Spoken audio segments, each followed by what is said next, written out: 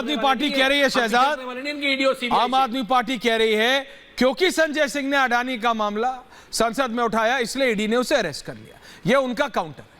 वो कह रहे हैं liquor scam does not exist. Shahzad, Aishwarya ji वो ये भी कह सकते हैं कि वो नेल्सन मंडेला की मतलब वंशज है। वो नेल्सन मंडेला हुआ, उसके बाद संजय सिंह हुए। वो तो बहुत बड़े कॉज के लिए जा रहे हैं। ताहिर हुसैन के लिए भी यही कहते थे, याद है ना आपको?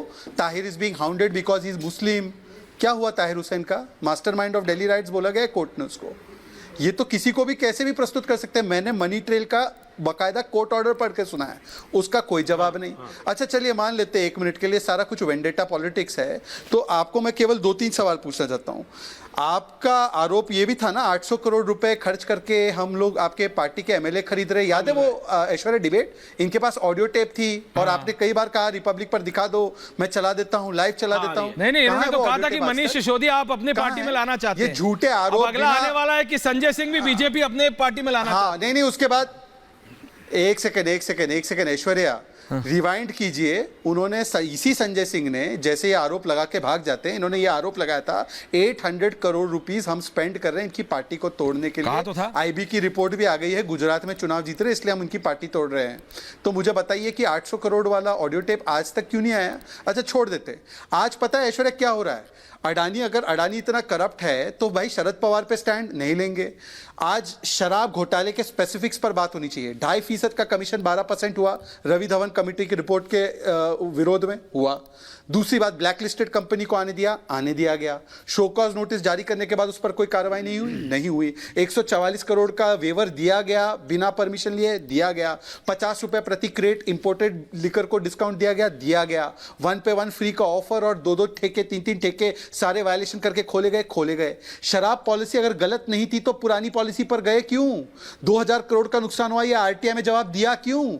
और आज मैं कह रहा हूं चुनौती से, आप शराब घोटाले पर चर्चा इसलिए नहीं करना चाहते क्योंकि यह पैसा केजरीवाल के दरवाजे तक पहुंचा है। विजय नायर को किसने इंट्रोड्यूस किया? संजय महेंद्र को। बताइए एक बार, कहां विजय नायर रह रहा था? आज साबित हो चुका है विजय नायर कैलाश गहलोत के घर में रहकर पंजाब सरकार और दिल्ली सरकार दोनों को मैनिपुलेट करके शराब घोटाले को अंजाम दे रहा था। और आखिरी बात, अन्ना हजारे की दुआई देते देते राजनीति में आए। आज जो सारे विश्लेषक है, बताइए, बिना एफआईआर के इन्होंने 15-15 लोगों को कहा था कि ये भ्रष्ट है। आज कोर्ट के ऑर्डर आए हैं और राहत नहीं मिल रही है, तब भी कह रहे कट्टर ईमानदार है। इसी को कहते हैं सियासी यूटर्न। ये कह रहे हैं सियासी यूटर्न। राहुल देव जी आ रहा हूं, लेकिन एक क्विक रिस्पांस कुलदीप कुमार जी से ले रहा हूं फिर। हाँ कुलदीप जी बोलिए। ऐश्वर्या भाई बोलिए। सियासी यूटर्न तो किसको कहते हैं पूरा देश जानता है।